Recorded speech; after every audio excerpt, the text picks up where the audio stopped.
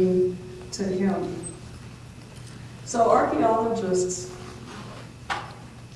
will start along a certain trajectory when we're investigating something like this, and it might not be the way our historians look at it, although we overlap a lot. Artists, photographers, religious history people will all look at this in different ways. So it's a very appealing part of the archaeological record that has a very broad appeal, a broad range of interests from a number of different disciplines. And I'm just going to go through some of the ways that archaeologists look at it. And we tend to be, and we take a lot of criticism for this from art historians, and especially from sociocultural anthropologists, that we first want to know how is it made, what's the technology. So in this picture here, you can see that ancient people have used a hammerstone to peck through a patina or a rock coating on a sandstone cliff face, and they've pecked through that darker coating to reveal the light coating underneath. So it's a percussive motion that we call pecking. And if you look up, I don't have a pointer, but I might be able to use this little thing. If you look up here, there's a bird figure, and he's got little legs and a tail, and those have been incised. So they're probably using a piece of flake stone with a sharp edge to engrave those little details. Then we'll also see rubbing or braiding, and this panel has been rubbed a little bit. That's why you've got sort of light dots over the top of it. Somebody's gone over it with some kind of an abrading stone to lighten the color, to give it a dotted texture. So these are some of the techniques for making petroglyphs. And some cultures will use one technique more than another. This is from the petrified forest, where we have a really extreme version of what geologists will call desert varnish, or a patina, or a rock coating that involves iron and manganese binding as a result of bacterial action and weathering, so that you get a kind of hard crust on the surface of the sandstone that has a very dark color. And when the ancient people pecked through this, you get a lot of color contrast.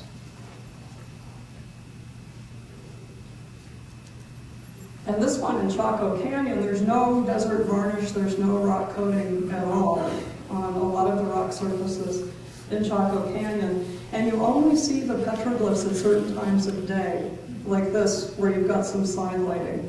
So as the sun moves across the sky and the shadows move, the texture of the rock gives you different light effects.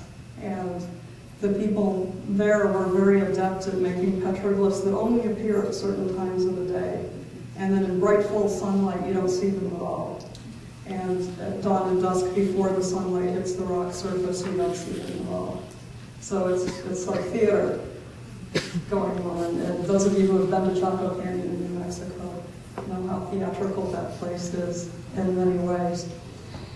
The next thing that archaeologists are obsessed with, sometimes to our detriment, is time. How old is it? When was it made?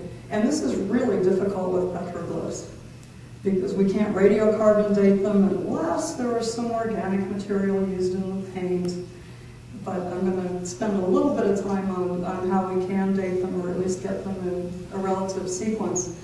And with this graphic here that Peter Pillis and I came up with to explain Verde Valley archaeology to Jeep tour guides, we both use this a lot, and it just really helps people lay out what are we talking about.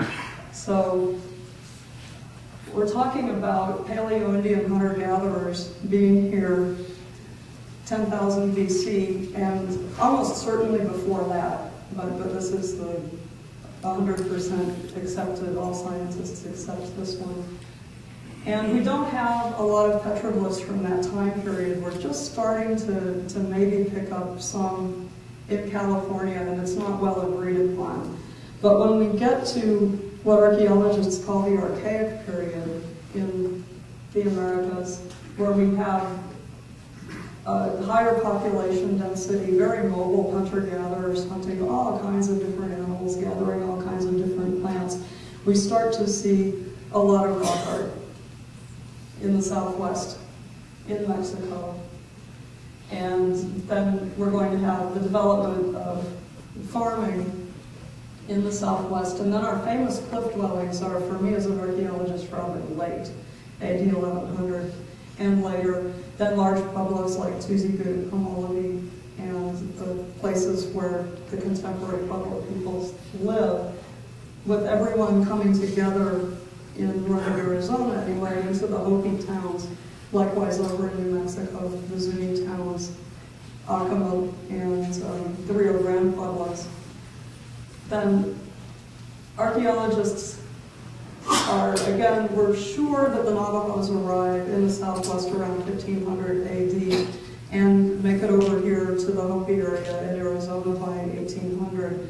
And there are different versions of this, and again, it's changing. But there's some evidence in northern New Mexico for 1300-ish. And of course, the Navajo traditional history suggests they were here all along. And we're starting to look at the Navajos as a multi-ethnic community.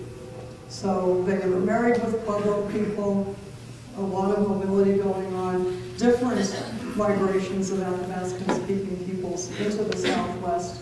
So it's a really exciting time in Navajo archaeology, and we'll show you a little bit of Navajo rock art in the future. So here's our sequence for our local corner of the Colorado Plateau. And then you can compare this to what's going on in Mesoamerica and in Europe, whichever one you're familiar with.